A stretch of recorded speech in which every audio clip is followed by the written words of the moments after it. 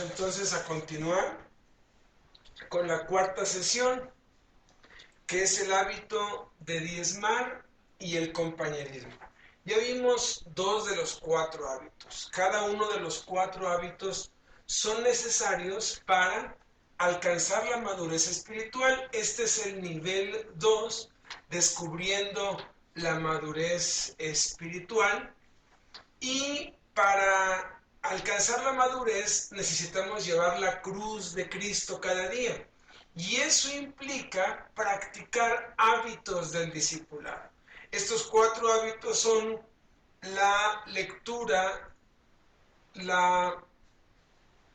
el estudio, la memorización, el escuchar, el meditar y el aplicar la Biblia. Tiene que ver con la Biblia, un tiempo diario con la palabra de Dios. Y en la sesión 1 y parte de la 2 vimos cómo oír, leer, estudiar, memorizar, meditar y aplicar la palabra de Dios. En la lección 2 y 3 vimos la importancia de la oración. ¿Por qué tenemos que tener un tiempo devocional diario? ¿Por qué debemos tener un tiempo diario con Dios?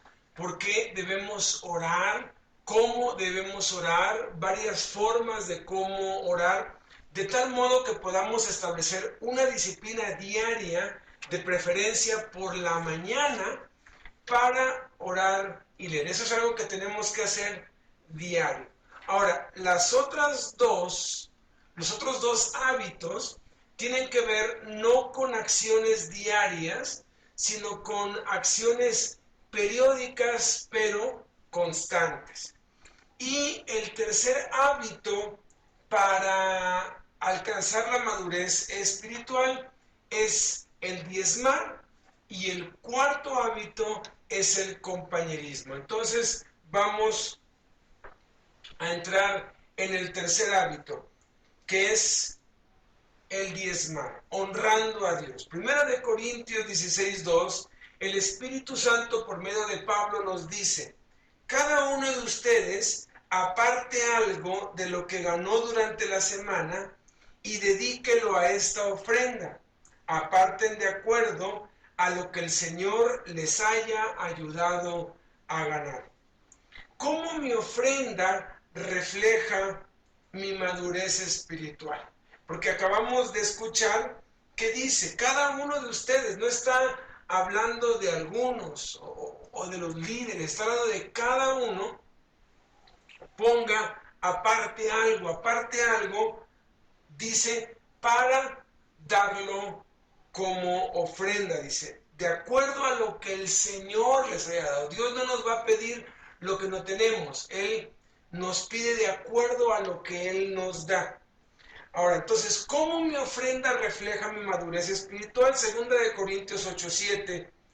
También el Señor lo dice de esta forma: mas si así como ustedes abundan en todo, en fe, en palabra, en conocimiento, en toda solicitud, vean que también abunden en esta obra de gracia. Está hablando de los diezmos y las ofrendas. Fíjense, hay palabras claves en la Biblia. La palabra creer aparece 272 veces. La palabra amar aparece 714 veces. La palabra orar aparece 371 veces. Y la palabra dar aparece más de 2162 veces. Porque esto tiene un trasfondo de raíz. La Escritura, el Espíritu Santo dice que la raíz de todos los males, la raíz de todos los males es el amor al dinero. Indiscutiblemente, si usted busca de todos los pecados que existen y va profundizando en cuál es la raíz de eso es el amor al dinero. La única manera de demostrarle a Dios que no amamos el dinero es cuando damos nuestro diezmo, cuando nos despojamos de un 10%, porque el dinero está controlado por fuerzas satánicas. Jesús, cuando habló sobre el dinero, dijo que donde estuviera nuestro corazón, allí estaría nuestro tesoro, que no podíamos servir a Dios, y dice nuestras Biblias, y al dinero, pero la traducción original dice, no puedes servir a Dios y a Mamón. Mamón era el dios de las riquezas. Detrás del dinero hay potestades, hay fuerzas satánicas. Cuando nosotros apartamos el diezmo, le quitamos la autoridad a esas fuerzas satánicas y le damos la autoridad a Dios. Dicho de otra manera, mientras yo no entienda que tengo que pagar mi diezmo, el dinero que yo reciba me va a dominar. El dinero me va a decir a mí qué hacer, el dinero va a regir mi vida, el dinero me va a esclavizar y yo me voy a volver esclavo y siervo del dinero. Pero en el momento en que yo pago mi diezmo, entonces el dinero es mi esclavo y el dinero va a hacer lo que Dios dice. El dinero va a estar sujeto a la directriz de Dios y no a la directriz del diablo o de la carne. De allí que muchos tienen muchos problemas en su vida porque no han resuelto esto. Y ahorita vamos a ver que en la economía de Dios lo más inteligente que se le ha podido ocurrir a Dios es exactamente esto, lo del diezmo. Entonces, ¿por qué quiere Dios que yo ofrende? ¿Por qué quiere Dios que yo dé? Hay 7 razones. La primera razón, bueno, aparte de que son 7 razones, son 7 beneficios para mi vida. Cada razón es un beneficio. Primer razón, primer beneficio, el dar me asemeja a Dios. Dice Juan 3:16, porque de tal manera amó Dios al mundo que dio a su Hijo unigénito. Dios es un Dios que da y da y da y nos ha dado su Hijo, su Espíritu, su sangre, su palabra, su vida, nos ha dado todo. Segundo beneficio, segunda razón, el dar me acerca más a Dios. Les decía, Jesús dijo en Mateo 6:21, donde está tu tesoro, ahí estará también tu corazón. Si su corazón está con Dios, entonces no puede estar con el dinero. ¿Y cómo practicamos eso? Dando el 10%, iniciando por dar el 10%. Tercer razón, tercer beneficio. El dar es un antídoto para el materialismo. Vivimos en un mundo materialista que gira alrededor de nada. Por eso es que la sociedad está en crisis, está en corrupción. Dice el Espíritu Santo por medio de Pablo a Timoteo, en la primera carta a Timoteo, en el capítulo 6, versículos 17 al 19, a los ricos de este mundo, mándales que no sean arrogantes, ni pongan su esperanza en la incertidumbre de las riquezas, sino en Dios, que nos provee de todo en abundancia para que lo disfrutemos. Mándales ser generosos, dispuestos a compartir. De este modo, atesorarán para sí un seguro caudal para el futuro y obtendrán la vida verdadera. Es un antídoto para el materialismo. A veces nos queremos comprar un reloj y bueno, un reloj es necesario para ver la hora, por las alarmas y todo, pero hay relojes que cuestan $10 y hay relojes que cuestan 10,000 o 100,000 dólares. Y esa es una diferencia abismal. El materialismo siempre quiere más, más, más y nunca se llena. Le preguntaron a Howard Hughes, el hombre más rico del mundo en su tiempo, que qué es lo que esperaba de la vida, qué es lo que quería de la vida, y él dijo, $1 más. Toda su vida, y murió en unas condiciones tan trágicas. Murió peor que un pordiosero, encerrado en su cuarto Cuando por fin pudieron entrar, estaba en estado de descomposición, sus uñas estaban largas, tuvieron que reconocerlo por la dentadura de que estaba totalmente podrido el hombre que en su tiempo fue el más rico del mundo. Cuarto beneficio, cuarta razón de por qué quiere Dios que yo dé, que yo diezme y ofrende. Porque el dar fortalece mi fe.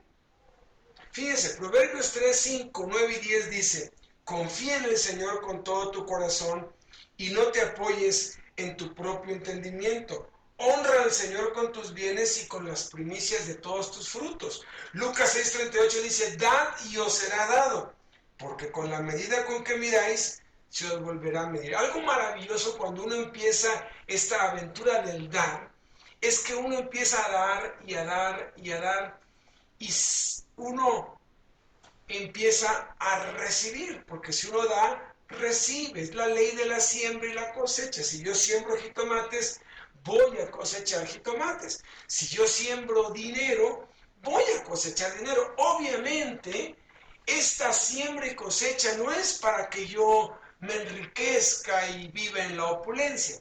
Esta riqueza que me es devuelta es para que yo pueda dar más. Y conforme más recibo, más doy, y más doy, y más doy, y eso fortalece mi fe, porque el único lugar en toda la Biblia que Dios dice, ponme a prueba, es cuando habla sobre los diezmos. Dice, pónganme a prueba en esto, traigan los diezmos y las ofrendas y pruébenme que les voy a abrir las ventanas de los cielos y derramar sobre ustedes bendición hasta que sobreabunde.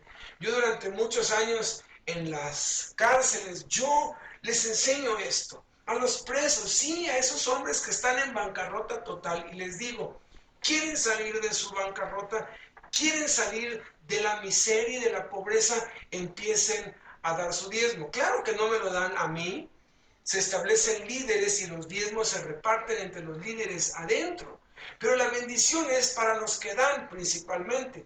Entonces ellos empiezan a dar y algunos me dicen, pero ¿cómo pides aquí si aquí estamos en la pobreza total? Y digo, pues por eso están en la pobreza total. Y les lanzo un reto, les digo, lleven la cuenta de cuánto dan. Si no tienen nada, hagan el pacto de Jacob, que es un pacto que vamos a hacer al final de este tema. Y lleven la cuenta de cuánto van dando. Y si a la vuelta de 6 meses Dios no les ha dado más de lo que ahora tienen, yo les devuelvo todo lo que hayan dado. Yo me pongo como aval de Dios. Porque Dios jamás le ha quedado mal a nadie. Esto se puede comprobar científicamente. Es un hecho que se puede probar porque Dios dijo, pónganme a prueba. Y es maravilloso descubrir que Dios es real cuando uno empieza a hacer las cosas como Él manda. Fortalece nuestra fe. Quinta razón, quinto beneficio, el dar es una inversión para la eternidad. Porque nacemos con los puños cerrados. Todos los bebés generalmente están con los puños cerrados, o los niños de meses o de años o de un año, tienen siempre, ¿por qué? Porque ellos, uno nace queriendo obtenerlo todo, ganarlo todo, tenerlo todo. El egoísmo nos rige desde bebés. La primera palabra que un niño entiende, y lo han comprobado los psicólogos, es mío. Esto es mío. Pero morimos con las manos extendidas. ¿Por qué? Porque sabemos que no nos podemos llevar absolutamente nada. Entonces, ¿qué podemos hacer para en la siguiente vida invertir? Primera de Timoteo 6, 18 al 19 dice así: dé alegremente a aquellos en necesidad y siempre esté listo a compartir lo que Dios le ha dado. Haciendo esto, estará acumulando en el cielo un verdadero tesoro. Es la única inversión segura para la eternidad. Por eso Jesús dijo, háganse tesoros en el cielo. Entonces sí se pueden hacer tesoros en el cielo. ¿Cómo se hace? Bueno, todo comienza con dar el diezmo y empezar a dar ofrenda. Vamos a explicar un poquito más de esto en un momento. Sexto beneficio, sexta razón, el dar en cambio bendice mi vida y me prospera. Proverbios 22:9 dice, el generoso será bendito. Salmo 112:5 dice, bien le va al hombre que se apiada. Apiadarse o piedad tiene que ver con el dar. Proverbios 11:25, el alma generosa será prosperada, y el que saciare, él también será saciado. Entonces recibo bendición, ¿por qué? Porque si la raíz de todos los males es el amor al dinero, ¿cuál es la raíz de todos los bienes? Piénselo. La raíz de todos los males es el amor al dinero. ¿Cuál es la raíz de todos los bienes? El desamor al dinero. Muy sencillo. ¿Y cómo desamo? ¿Cómo demuestro que no amo el dinero? Empiezo dando mi diezmo y luego doy ofrendas y empiezo a ayudar y hacer algo por los necesitados. De esa manera demuestro que no amo el dinero y entonces me vienen muchos bienes. Es muy triste, pero muchas personas sacrifican sus familias con tal de acumular grandes riquezas y cuando las tienen se dan cuenta que no tienen con quién compartirla. Hubo un hombre que vendió a su esposa y a su hija recién nacida por un puñado de oro y por un mapa para ir a conseguir oro. Efectivamente, encontró el oro, encontró la mina, se hizo un hombre rico, millonario, fundó un pueblo, el pueblo entero era de él era el dueño del pueblo, tenía oro para vivir 100 vidas y pasando los años se dio cuenta que era un infeliz, que era una persona vacía, que de qué le servía tener tanto si no tenía al amor de su vida y a su hija para compartirlo. No pudo tener hijos después de eso con nadie. Cuando se reencuentra con la esposa y con la hija, la esposa tiene cáncer, se le muere y él termina suicidándose y termina quemando todo. Y prácticamente fue la gente del pueblo la que saqueó todo el oro cuando ya estaba quemada la bodega donde tenía todo eso. La raíz de todos los males, no se le olvide, es el amor al dinero. La raíz de todos los bienes es el desamor al dinero a través de diezmar y ofrendar. Eso nos trae dicha, gozo, paz, nos trae salud, nos trae muchas cosas que el dinero no puede dar.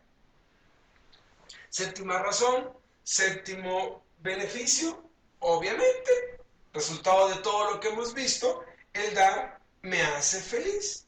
Hechos 20:35, Jesús dice, hay más felicidad en dar que en recibir. La verdadera felicidad no está en tener, la verdadera felicidad está en dar. Ahora, ¿qué enseña la Biblia acerca del diezmar? ¿Qué es diezmar? Diezmar es dar una décima parte. Si usted gana 100 pesos, 100 dólares, su diezmo son 10 dólares. Si gana 94 dólares, su diezmo son 9 dólares con 40 centavos. O sea, saca el 10%. No hay nada más fácil que sacar el 10%. Aún si el sueldo fuera 1,322, pues son 1,322 son 132.2. O sea, simplemente le recorre un puntito y ahí estuvo. Ese es el diezmo. Claro, no sea tan mezquino como los fariseos que le dé a Dios 132.20. Pues lo que yo hago es, le redondeo, ¿no? A 135 o a 140, si ese fuera el caso. Ahora, ¿cuál es la diferencia entre diezmo y ofrenda? Diezmar es dar el 10% de mis ingresos. Suponga que usted gana 2,000 dólares al mes. ¿Cuál es su diezmo ahí? Su diezmo son 200 dólares. Ofrendar es dar algo aparte de mi diezmo. Es una buena práctica el comenzar con el diezmo y ser fiel con el diezmo. Y conforme uno ve que esto funciona, empezar a agregar. Mi esposo y yo hicimos un pacto desde que nos casamos. Yo ya estaba dando muchísimo más del 10, del 10%, pero a ella no le habían enseñado bien, entonces ella nada más daba el diezmo. Entonces le dije, mira, todo este año vamos a dar el diezmo. El año que sigue vamos a aumentar un 5%, luego el año que sigue otro 5% y así hasta que Dios nos diga. Y solamente Dios y ella sabemos cuánto es lo que damos hasta ahora. De lo que recibimos, apartamos el diezmo, el 10%, y luego apartamos el porcentaje de la ofrenda que Dios nos ha dicho, todo para la obra de Dios. Ahora, ¿por qué debemos diezmar?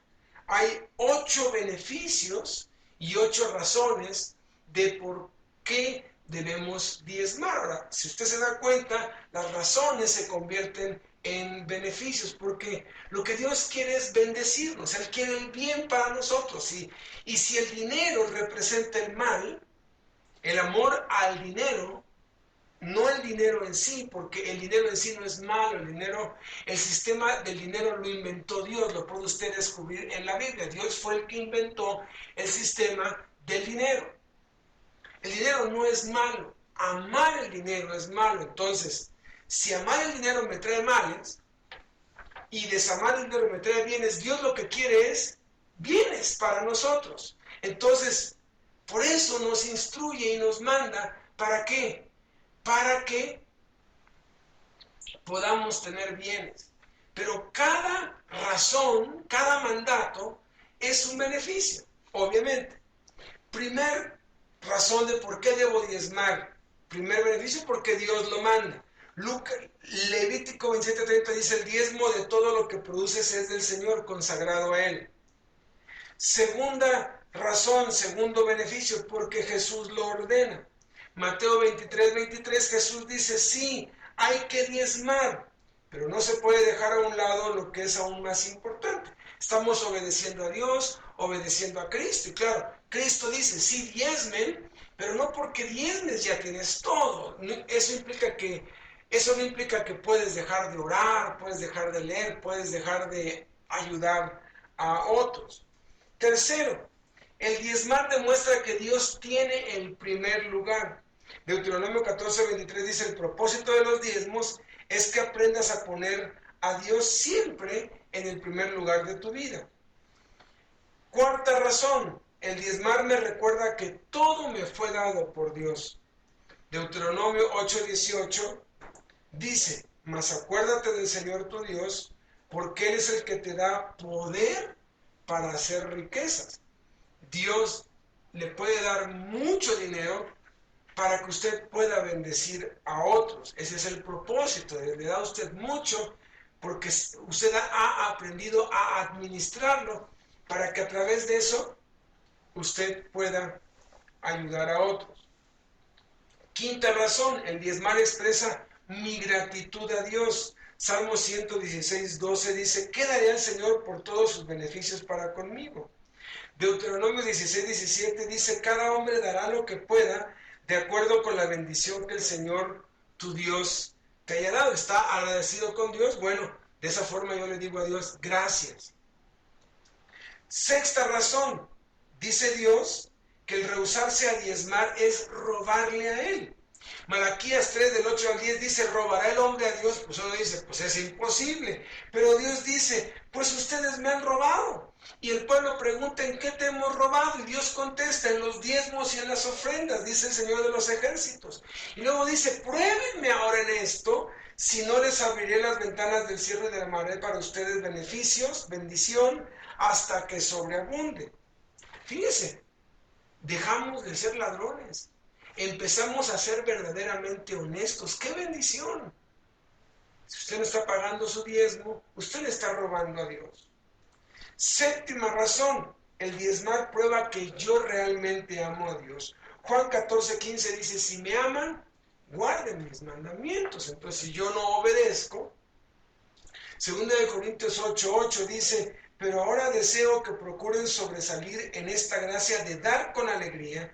Esto es una manera de demostrar que su amor es verdadero y no simple palabrería.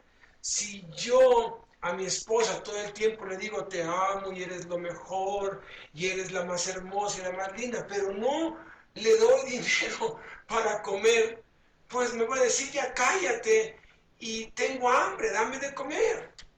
Es como si yo tengo un departamento y se lo rento a usted y al mes cuando voy por la renta me canta unas alabanzas. Yo le voy a decir, pues qué bonito canta usted, pero pues yo necesito porque este departamento es mío, la tierra es de Dios. Estamos aquí en cierta forma, es como pagar renta, pero ese 10% no es una renta fija. Si usted gana mucho, pues su diezmo es mucho, pero es un 10%. Si usted gana poquito, su diezmo es poquito. Por eso le digo que lo más inteligente que Dios hizo fue esto, este sistema del diezmo. Si amamos realmente a Dios, lo vamos a dar. Ahora, ¿por qué debemos diezmar? Entonces, ya vimos pues 8 razones. Ahora, ¿qué debemos diezmar? La primera parte de lo que gano, no lo que me sobra. Proverbios 3:9-10 dice, honra al Señor dándole la primera porción de todos tus ingresos. Cuando recibe usted su sueldo al mes, cuando usted de pronto pues ya hizo su venta, a veces uno dice, esto va para la luz, esto va para el teléfono, para el colegio, para los gastos. ¿Sabe qué? La primera cosa que debe apartar es el diezmo. Y si le falta del otro, Dios le va a auxiliar. Muchas veces Dios nos pone a prueba y a veces es el diezmo lo que nos falta para pagar el teléfono, la luz o algo. Pero ¿sabe? Dele el primer lugar a Dios y va a ver la bendición de Dios ahí. Cuarta pregunta, ya vimos, pues, cómo mi ofrenda refleja mi madurez. ¿Por qué quiere Dios que yo diezme? Luego, ¿por qué debo diezmar? Luego, ¿qué debo diezmar? Luego, ¿dónde debo diezmar? Bueno, donde yo me congrego, donde recibo mi alimento espiritual.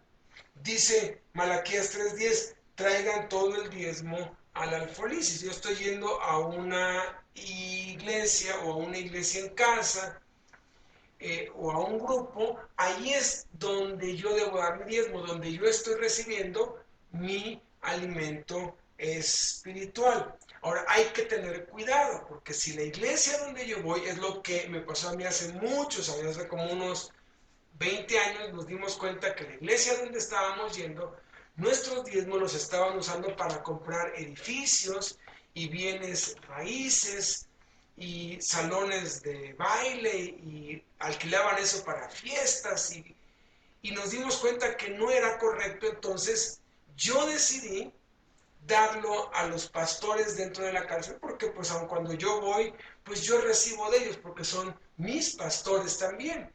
Entonces eso trajo un cambio, una bendición tremenda. Teníamos nada más 5 misioneros en ese tiempo, nos quedamos todos sin nada y después Dios nos volvió a dar y crecimos a más de 40 misioneros, que es lo que estamos trabajando hoy y que nos hemos expandido por todo el país y por todas las cárceles. Entonces uno debe tener cuidado de que la iglesia donde uno está use los diezmos como Dios, porque el Dios que dice que hay que dar el diezmo, dice cómo se debe usar. Entonces, alfolí es la tesorería o la administración o la caja de la iglesia. Ahora, ¿cuándo debo diezmar? Dice 1 Corintios 16:2, el primer día de la semana, cada uno de ustedes aparte y guarde según haya prosperado. Bueno, hay quienes ganan cada semana o cada vez que usted reciba. Ahora, ¿cómo recordar? Escriba en sus cuentas, teléfono, en su presupuesto, escriba cuenta número 1, principal, el diezmo. 2, use sobres semanales, apártelo en un sobre. Número 3, enseña a sus hijos y su prójimo a diezmar. Yo le doy domingo a mis hijos, por supuesto que sí lo hago. Y se los doy y les enseño, ahí está, pero tráeme tu diezmo, paga tu diezmo. Ahora, más que dar el diezmo, hay que darlo con una actitud correcta. Son 4 actitudes que debemos cuidar aquí.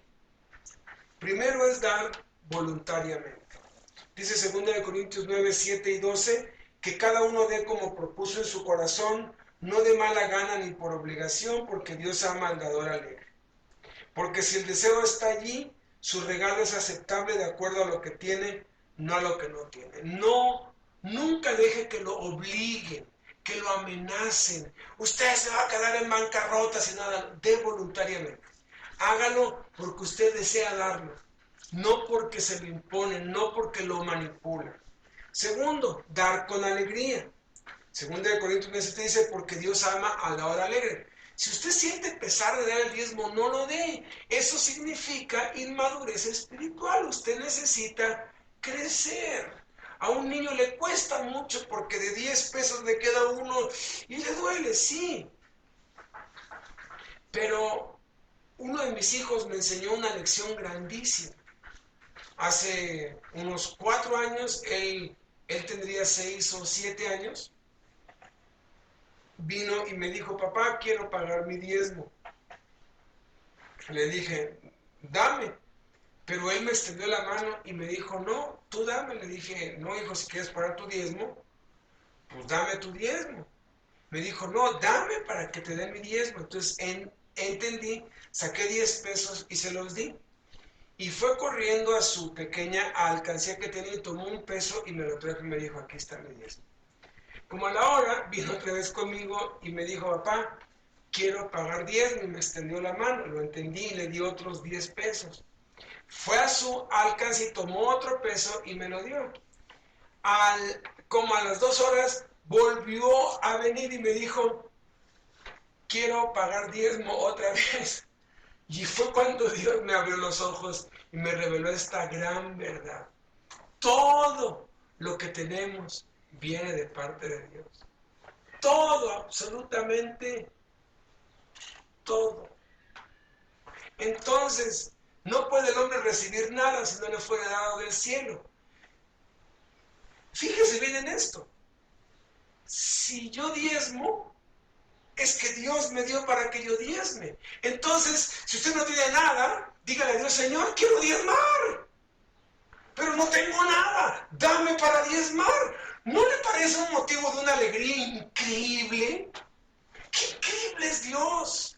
Que hasta para diezmar, Él es el que nos da porque es nuestro Padre. Mi hijo, ¿de dónde puede obtener las cosas? Es un niño de 6 años. De mí. Nosotros somos igual con Dios. Él nos da el trabajo, las fuerzas, las ganancias, nos cuida de que nos roben, nos cuida de las pérdidas. ¿Para qué? Para que tengamos. Y una vez que tengamos lo que Él nos dio, porque las fuerzas para trabajar nos las da Dios, la inteligencia nos la da Dios.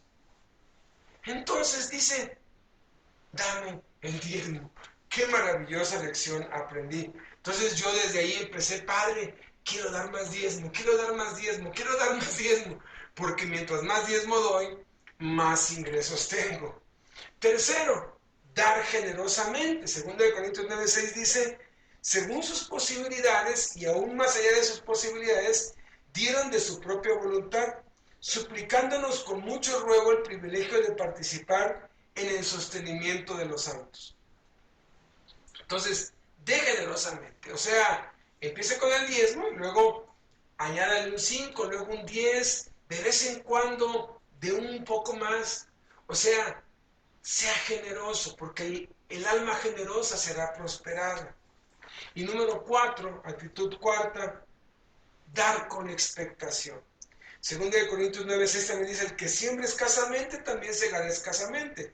El que siembra abundantemente, abundantemente también segará.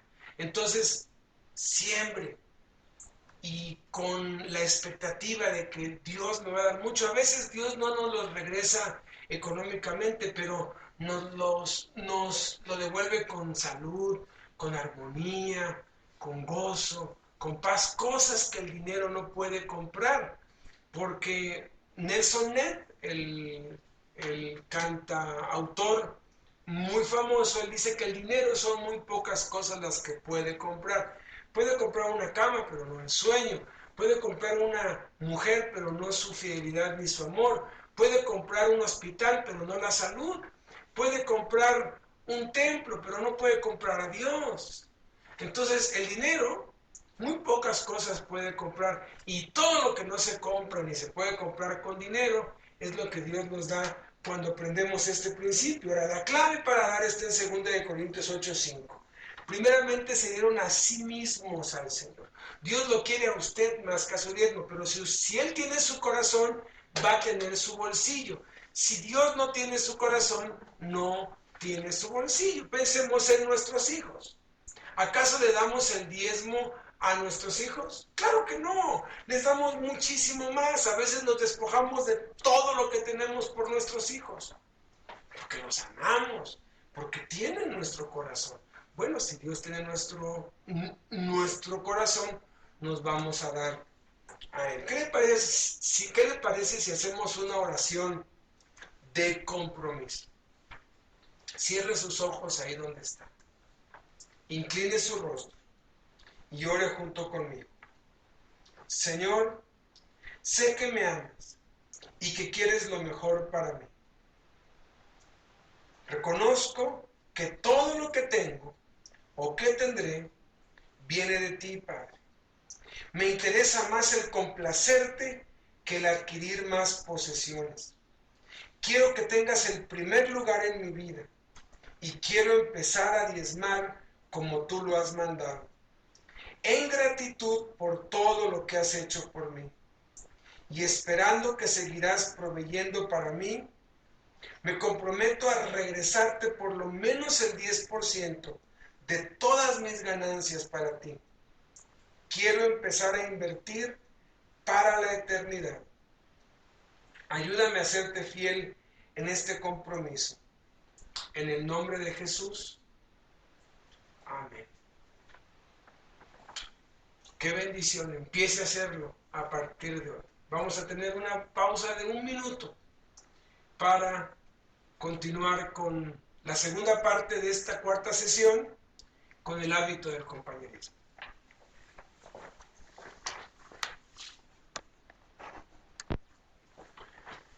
Continuamos pues con la segunda parte de esta cuarta sesión. Ya vimos el hábito de diezmar.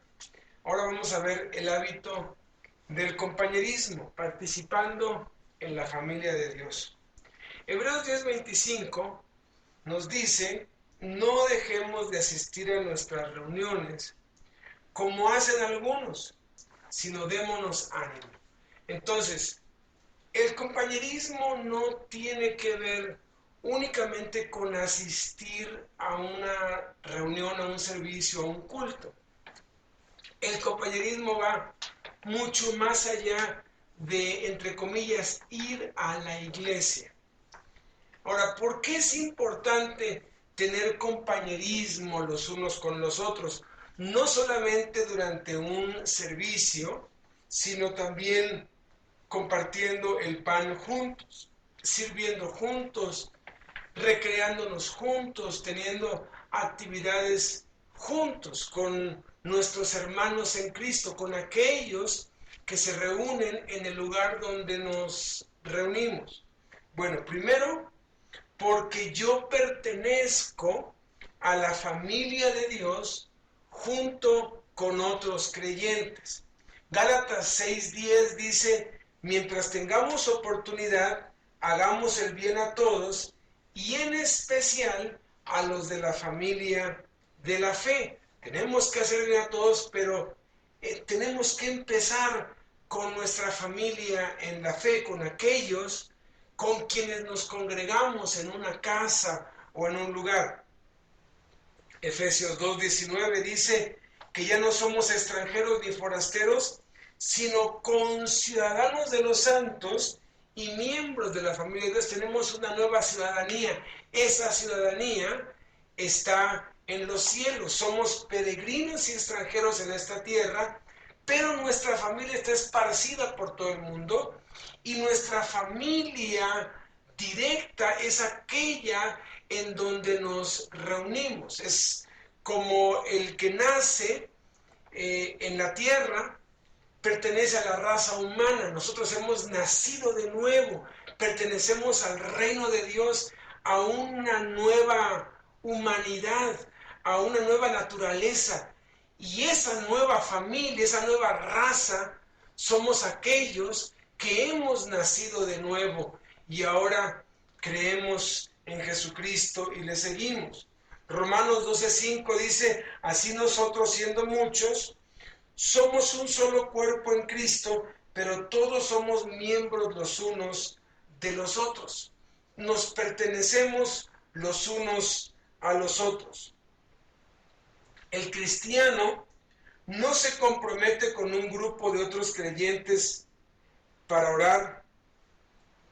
Escuche, el cristiano que no se compromete con un grupo de otros creyentes para orar, compartir y servir de manera que pueda darse a conocer, así como conoce a otros, es un cristiano desobediente.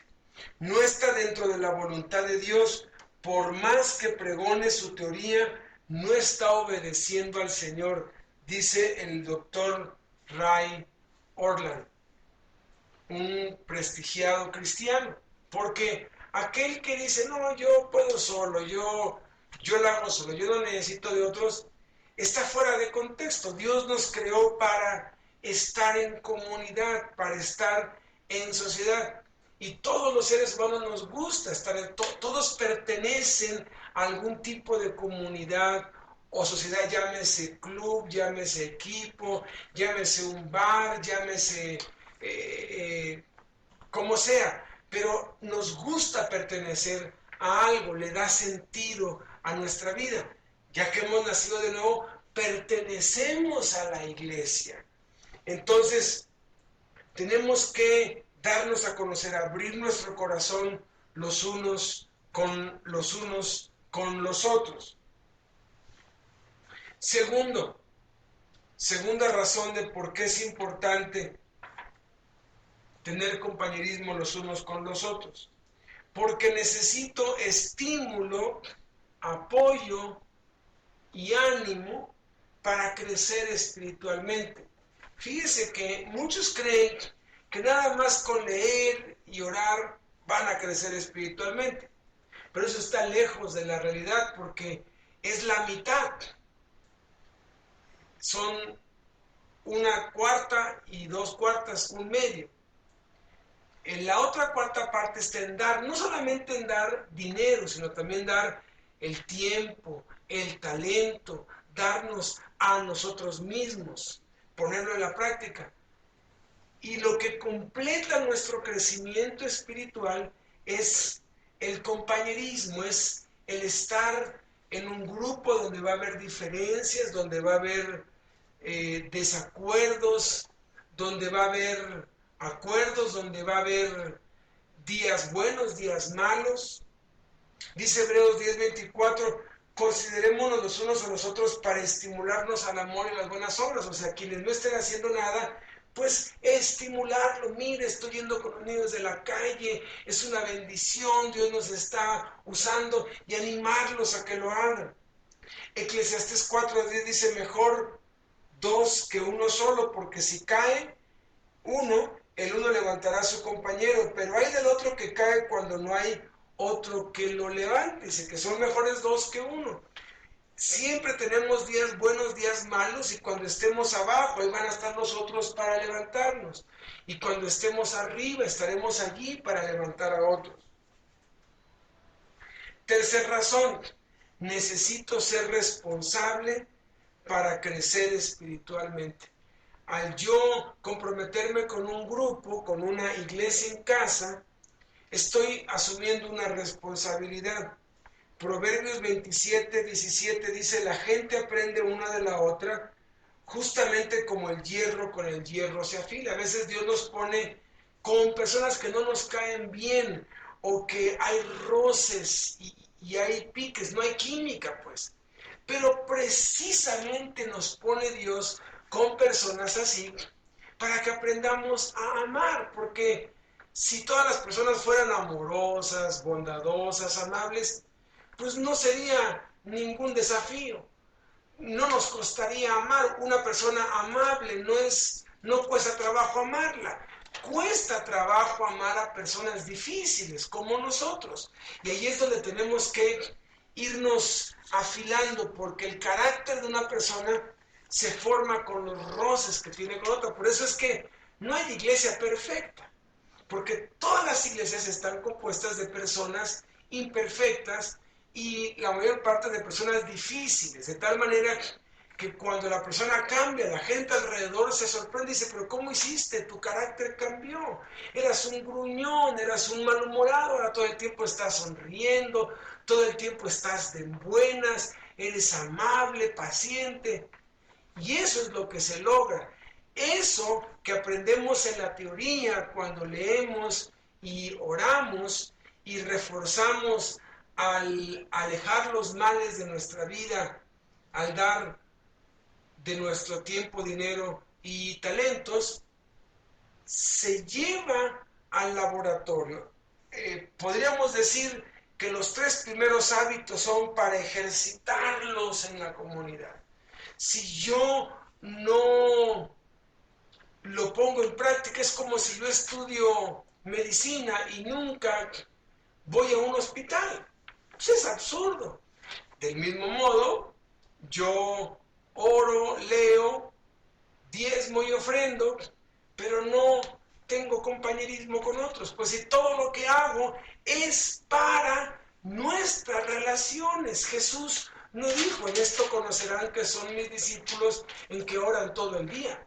No, ni tampoco dijo, en esto conocerán que son mis discípulos en que leen la Biblia y la saben de memoria. Los fariseos se la sabían. Tampoco dice, en esto conocerán que son mis discípulos en que dan grandes diezmos y grandes ofrendas.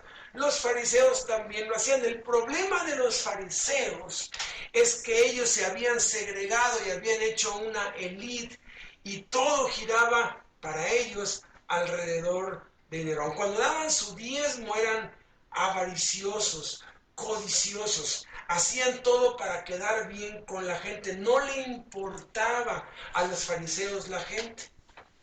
Pero Jesús dijo, en esto conocerán que son mis discípulos si se aman los unos a los otros. Ahora, no dijo, ama a tu prójimo como a ti mismo, eso es del Antiguo Testamento.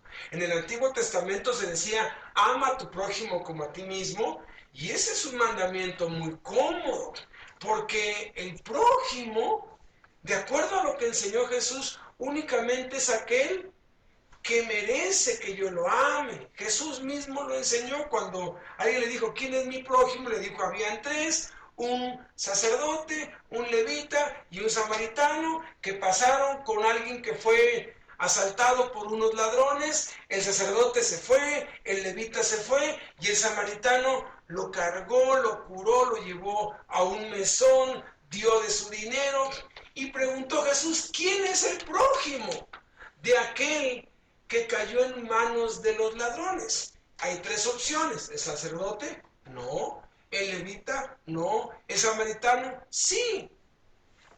Entonces, no estaban los judíos obligados a amar a aquellos que no merecían ser prójimos. Por eso es que la ley dice, ama a tu prójimo y a tu enemigo aborrécelo. Ese mandamiento es bien fácil. Todos amamos a los que nos aman y aborrecemos a los que nos aborrecen. Y Jesús dijo, si amas a los que te aman, ¿qué haces de más? Lo mismo hacen los ladrones, lo mismo hacen los que no conocen a Dios. No, dice, ámense unos a otros como yo los he amado, con un amor de gracia. Ama a tus enemigos, bendice a los que te maldicen, ora por los que te persiguen. Haz bien a los que te aborrecen. Ese es el evangelio. Amarnos unos a otros, no porque el otro se lo merezca, sino porque yo he recibido el amor de Dios y a través de la lectura, a través de la oración y a través del dar, he sido revestido de amor para poder darlo. Dios ya nos dio de su amor, pero ese amor está acá adentro. Para conocer lo que tenemos que leer la Biblia. Para poder nutrirlo, para poder estar en comunión con el dador del amor, que es el que sabe cómo se usa, tengo que orar. Para poder abrir la llave, para poder sacarlo, pues, liberarlo, necesito dar, necesito estar libre de todo mal. Y entonces puede salir un río de amor. Y ese amor lo tengo que manifestar a los que me rodean, principalmente en la familia, el esposo con la esposa con el esposo, con los hijos, con los parientes y con la familia de la iglesia. Y es maravilloso cuando entendemos este esquema, este diseño de Dios, que el amor no es un sentimiento maravilloso, que se siente muy bonito. No, dice 1 Corintios que el amor es sufrido. Entonces, me va a costar, voy a sufrir, sí, pero en ese proceso voy a descubrir la verdadera felicidad, que es hacer lo que Dios me pide hacer. Entonces, hagamos de cuenta que orar, leer, diezmar y ofrendar es como asistir a la escuela de medicina, prepararme. Yo no puedo ser médico si no voy a la escuela, si no apruebo los exámenes. Y una vez que egresé, pues, bueno, no tanto, desde el principio, hoy en las escuelas de medicina, desde el principio los meten a las prácticas profesionales y a su servicio social, y desde el principio están en la práctica, porque las cuatro cosas tienen que venir juntas. Hebreos 3:13 dice: exhórtense los unos a los otros cada día, para que ninguno de ustedes se endurezca por el engaño del pecado. Tenemos que estar pendientes de si nuestra hermana está triste, afligido, preocupado. Exhortar quiere decir animar. Gálatas 6:1 y 2 dice: hermanos, en caso de que alguien se encuentre enredado en alguna transgresión, ustedes que son espirituales, restauren al tal con espíritu de mansedumbre. O sea, tenemos que nosotros ayudar a los que caen. Y luego dice: sobrelleven los unos las cargas de los otros. Tenemos que sostener a los débiles, tenemos que alentar a los de poco ánimo, tenemos que exhortar a los perezosos, tenemos que recompensar a los que trabajan, honrarlos, reconocerlos. Cuarta razón, Cristo está presente cuando compartimos juntos. Mateo 18:20 dice: porque donde están dos o tres reunidos en mi nombre, allí estoy en medio de ellos. Jesús está en nuestro corazón. Y cuando estamos a solas es una bendición orar, es una bendición tener comunión a solas con Él. Pero hay una manifestación de la presencia de Jesús diferente, especial, que no se puede repetir y ni se puede igualar que cuando estamos dos o tres reunidos en su nombre. Porque note el énfasis, es un énfasis de un pleonasmo exagerado. Bastaría con que dijera aquí: porque donde están dos o tres reunidos en mi nombre, estoy. Pero dice: allí estoy yo en medio de ellos. Lo sobre super archi mega enfatiza que su presencia es diferente, su manifestación. Dice la Escritura que donde nos reunimos, allí Dios envía bendición y vida eterna, porque dice: mirad cuán hermoso, cuán delicioso, cuán bueno es habitar los hermanos juntos en armonía. Dice, porque allí donde están reunidos envía a Dios bendición y vida en abundancia, vida eterna. Número 5, hay gran poder cuando los creyentes oran juntos. Mateo 18:19 dice, si dos de ustedes se ponen de acuerdo en la tierra acerca de cualquier cosa que piden, les será hecha por mi Padre que está en el cielo. Dios le ha dado a la iglesia, a 2 o 3 personas, el poder más grande del universo, la oración de común acuerdo. Lo que pidan, todo lo que pidan, cualquier cosa que pidan a mi Padre en mi nombre, será hecho por mi Padre para que el Padre sea glorificado en el Hijo. Si algo pidieres en él, yo lo haré para que el Hijo sea glorificado en el Padre y el Padre en el Hijo. Es maravilloso. Número 6, sexta razón, el compañerismo es un testimonio al mundo. Juan 13:25 dice, en esto conocerán todos que son mis discípulos, si tienen amor los unos con los otros. Sí hay diferencias, sí hay problemas entre nosotros, pero los arreglamos. ¿En qué familia no hay problemas? Yo tengo 4 hijos y se andan peleando todo el tiempo, pero terminan perdonándose, terminan juntos y por muy enojados que estén, que no le pase algo a uno de ellos porque se altera, vaya, porque el amor es poderoso. En Cristo, a veces el amor puede ser de igual intensidad o de mayor intensidad por alguien que conoce a Cristo como nosotros. Juan 17:21, Jesús dijo, mi oración es que todos ellos estén completamente unidos, que sean una sola cosa en unión con otros, para que el mundo crea que tú me enviaste. Entonces, necesitamos amar a un grupo. Si yo estoy en una iglesia de 1000 personas, no puedo amarlos a todos. Necesitamos tener personas específicas. De ahí que la iglesia en casa es maravillosa porque somos pocos y podemos preocuparnos unos por otros, amarnos unos a otros. Y este es un poderoso testimonio para el mundo. Séptima razón, yo estoy obligado con cualquier otro cristiano. Primera de Pedro 4:10 dice, cada uno ponga al servicio de los demás los dones que ha recibido. Primera de Corintios 12:5-27 dice, ahora bien hay diversidad de dones, ahora bien ustedes son el cuerpo de Cristo y miembros suyos individualmente. Estamos obligados con cualquier otro cristiano. En el mundo y en los negocios se dice, todos son necesarios, pero nadie es indispensable. En la iglesia, todos somos necesarios y todos somos indispensables, como el cuerpo. En el cuerpo existe un órgano que se llama apéndice. Han estudiado, no sirve para nada, no tiene ninguna función, nada más está allí.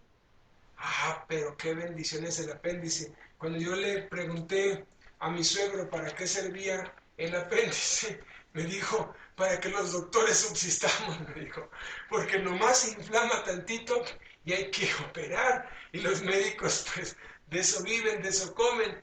Pero cuando a mí me sacaron esto, Dios trató con mi vida, Dios habló, Él me había llamado ya para irme de Chiapas para el DF, y pues yo estaba preocupado porque pues quién se iba a hacer cargo de las cosas que yo estaba haciendo. Había mucho trabajo, tanto en el trabajo que yo tenía como ingeniero en sistemas, como en el ministerio. Estaba visitando 6 cárceles en el estado de Chiapas. Y yo decía, ¿y quién va a seguir con esto? Yo creía que si yo no estaba allí, no iba a funcionar nada.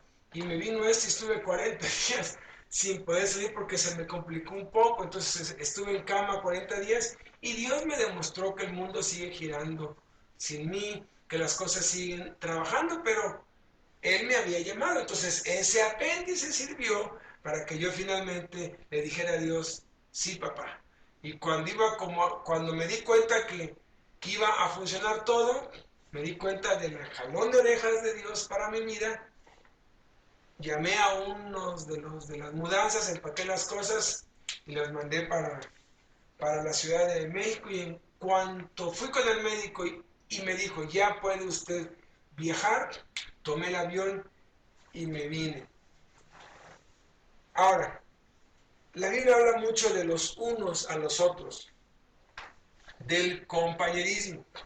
De hecho, hay 40 referencias en todo el Nuevo Testamento que habla de los unos a los otros. Por ejemplo, en Gálatas 5:13 dice, sírvanse los unos a los otros. En Romanos 15:7 dice, acéptense los unos a los otros.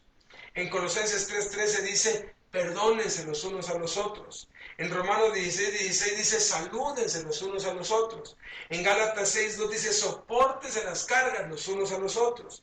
En Romanos 12:10 dice, prefiéranse unos a otros, hónrense unos a otros. En Romanos 15:14 dice, enséñense los unos a los otros. En Efesios 5:21 dice, sométanse los unos a los otros. En 1 Tesalonicenses 5:11 dice, anímense los unos, y podemos continuar, son 40 veces que dice los unos a los otros. De hecho, hay un diario que se llama 40 días de comunidad o mejor juntos, en la página está, y ahí trae esos 40 unos a los otros, y cada día es un pequeño estudio acerca de esa parte. Ahora, ¿cómo se mantiene el compañerismo en nuestra iglesia en casa? Bueno, hay básicamente 3 consejos. El primer consejo es que cada miembro necesita ser parte de una iglesia en casa. Hechos 5:42 dice que todos los días en el templo y de casa en casa. Entonces, sí nos podemos reunir en un salón grande y ser 1000, 2000, 3000, ser muchos, pero todos tenemos que pertenecer a una iglesia en casa. Hay 2 tipos de reuniones en la iglesia. El grupo grande, que son todas las iglesias en casas reunidas juntas, y el grupo pequeño, que es la reunión de iglesia en casa. Romanos 16:5 dice, saluden también a la iglesia de su casa. Hechos 2:26, 8:3, 16:40, 20:20, 1 Corintios 16:19, Colosenses 4:15 habla de la iglesia en casa. Es precioso que cada mes todas las iglesias nos podamos reunir juntos. Nosotros empezamos aquí con 2 iglesias, fuimos creciendo. Cada año nuestra meta era duplicarnos, después tuvimos que desacelerar un poco e irnos cada 2 años. Este año particularmente esperábamos como meta 64 iglesias y hay más de 75 ya. Y se reúnen en casas, pero cada mes tenemos un seminario. Ahora, es virtualmente imposible poder reunirnos todos por la inmensidad de esta ciudad de México tan grande. Entonces, establecimos 10 zonas y en cada zona se reúnen todas las iglesias que hay por esa zona, un promedio de entre 4 a 6 iglesias por cada zona. Y cada 4 meses vamos a estar reuniéndonos todas las iglesias en un lugar. Es maravilloso, pero también es importante regularmente reunirnos en una iglesia en casa, un grupo pequeño, porque la iglesia local, la iglesia de Cristo, debe crecer grande y pequeña al mismo tiempo. Si las iglesias en casa crecen, la iglesia en general crece. Ahora, ¿cuál es el propósito de las iglesias locales? O sea, ¿para qué nos reunimos? ¿Cuál es el propósito de las iglesias en casa? ¿Qué debemos hacer en cada iglesia en casa? En Hechos 2, 42 al 47 nos dice 8 propósitos. El primero es estudio bíblico. Tenemos que reunirnos para estudiar la Biblia. Tenemos en las iglesias en casa un plan de estudio con los módulos enseñando a Jesucristo. Se da el estudio bíblico. Allí aprendemos a memorizar, aprendemos a responder las preguntas, a escudriñar la palabra de Dios. Segundo propósito, compañerismo. El compañerismo es el pasar tiempo juntos, platicar, convivir, pasar un tiempo de charla, organizar cosas juntos. Tercero, comunión. Esto es la cena del Señor. Es importante practicarla. Nosotros cada semana hacemos esto aquí. El cuarto es oración. En la iglesia tenemos que orar, pero no una oración como cuando se canta el himno nacional en un partido de fútbol, que lo cantan antes y después se olvida. No, la oración tiene que ser parte. Por eso es que hemos estructurado nuestras reuniones de tal modo que 15 minutos leemos la Biblia, 15 minutos oramos, luego 15 minutos alabamos, pero esa alabanza la hacemos dándole gracias a Dios, porque alabanza quiere decir darle gracias a Dios. Y necesitamos entender que alabar no es solamente cantar. Entonces, oración es una parte importante en una reunión de una iglesia en casa. El quinto es apoyo, sostén.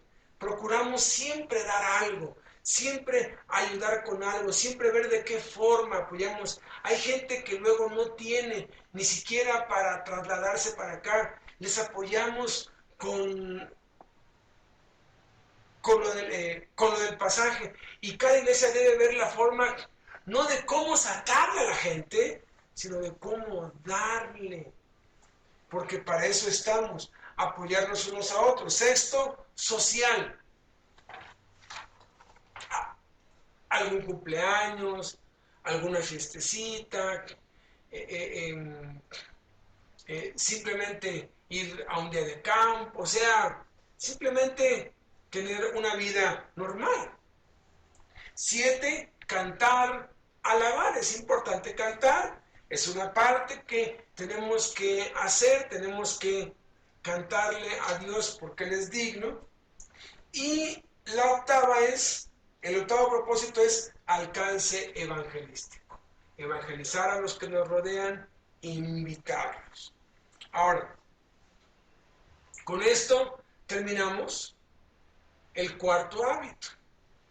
Ahora, vamos a terminar haciendo un pacto y antes aprendiendo cómo empezar y mantener buenos hábitos. Yo sé que usted ha tomado ya este nivel 2 y está ansioso por poner esto en práctica. Entonces, hay 7 pasos que tenemos que dar. El primer paso es el deseo. Debemos empezar con un deseo fuerte, motivados internamente. Las motivaciones externas no perduran. Si empieza con un deseo a medias, nunca tendrá éxito. Debe desearlo con todo su corazón. Ahorita que hagamos esta oración de pacto, usted va a orar con todo su corazón diciendo: yo deseo crecer, deseo ser un discípulo tuyo. Segundo paso, decisión. Empiece ya, no espere, no posponga. Uno no cae en un hábito nuevo, uno lo crea. Uno de estos días nunca llega, el mañana nunca llega, debe tener un punto de partida. Es más fácil romper un mal hábito hoy que mañana. Eclesiastés 11:4 dice: si esperas por condiciones perfectas, nunca vas a hacer nada. Tiene que empezar hoy. Empiece, aparte esos 15 minutos hoy. Tome una pluma y diga: bueno, gano tanto a la quincena o al mes, voy a apartar mi diezmo de tanto. y decida no faltar a ninguna reunión a menos que sea por causa de fuerza mayor. Tercer paso, declaración. Haga públicas sus intenciones, haga un pacto, una resolución, que es lo que vamos a hacer al final de este séptimo paso. Y será más poderoso aún si escribe su compromiso. Salmo 76 dice: hagan votos y páguenlos al Señor su Dios. En las empresas han descubierto muchas cosas. John Maxwell, que es un hombre que ha hablado sobre el liderazgo durante muchos años, es un experto en el tema. Él dice que el 90% de lo que nos proponemos en nuestro corazón, de los propósitos que hacemos de año nuevo principalmente, no se cumplen. ¿Por qué? Porque nada más los decimos de labios para afuera.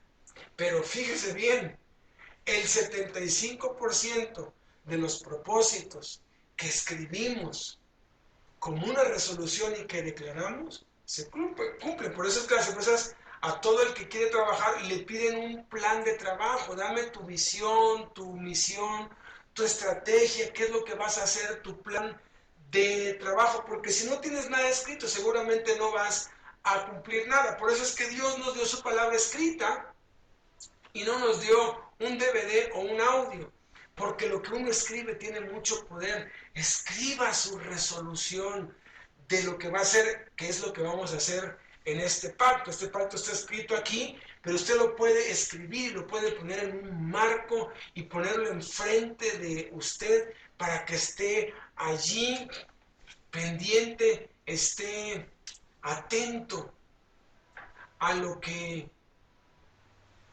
le ha dicho a Dios y que Dios lo va a fortalecer para que lo logre. Cuarto paso, determinación. Nunca haga una excepción hasta que el nuevo hábito esté completamente formado en su vida. Cualquier lapso sería fatal, hay que empezar otra vez desde cero. Cualquier resbalón pasajero se convierte en un resbalón permanente. La continuidad y el éxito al principio son esenciales. Nunca se deje vencer por solo esta vez. El ceder debilita su voluntad y refuerza su falta de autocontrol. Toma 4 semanas acostumbrarse a un hábito nuevo y toma otras 4 semanas haciéndolo diariamente para establecerlo firmemente en su vida.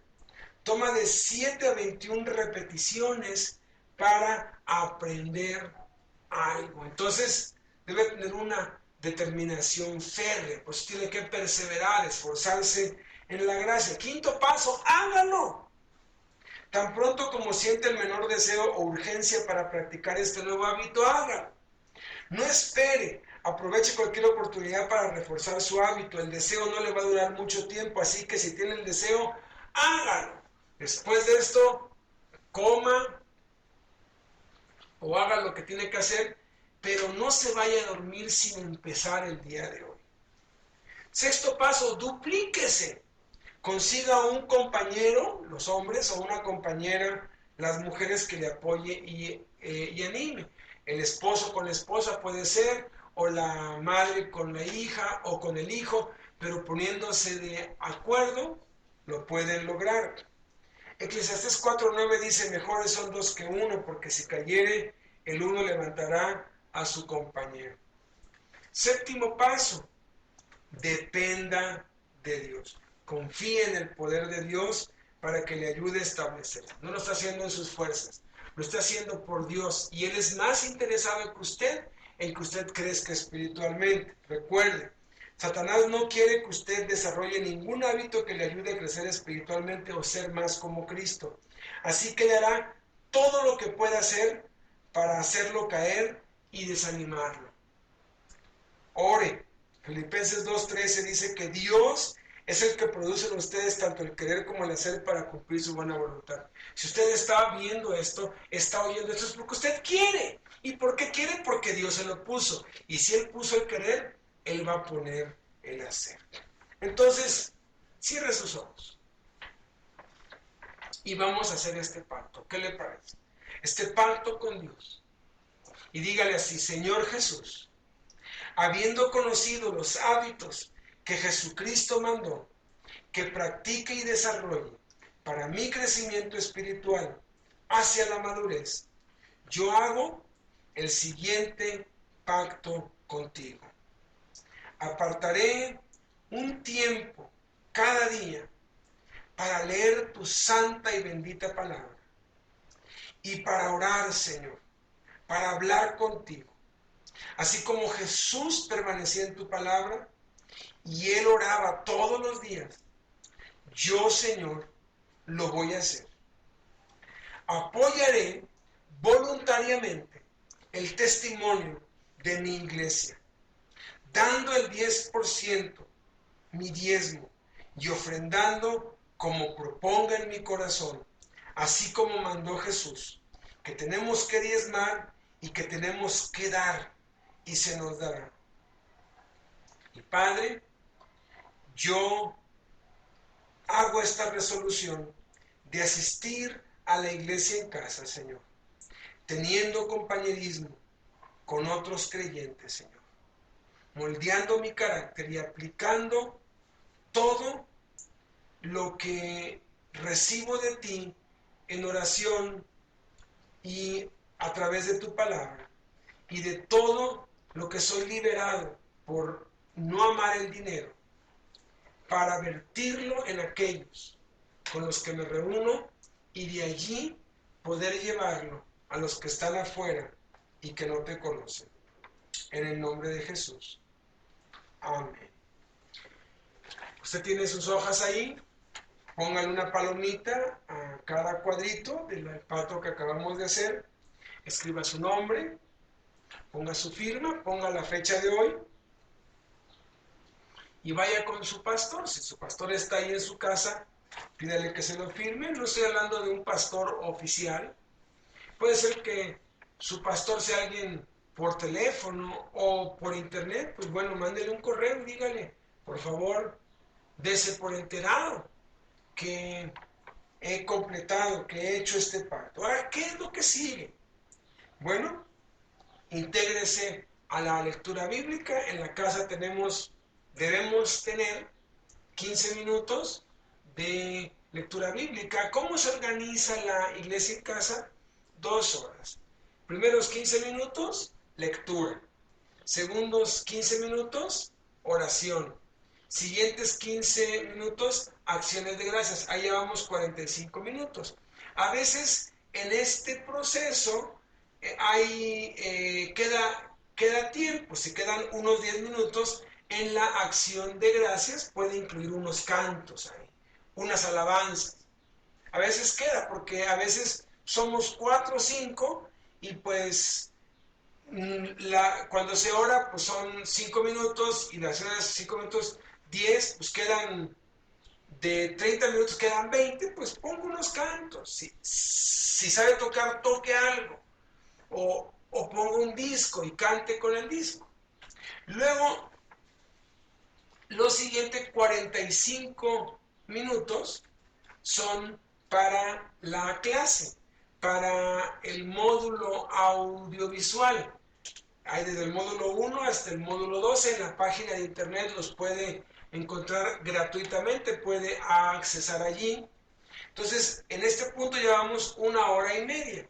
Y los últimos 15 minutos y 15 minutos son para el versículo de memoria de la lección y el taller de memorización.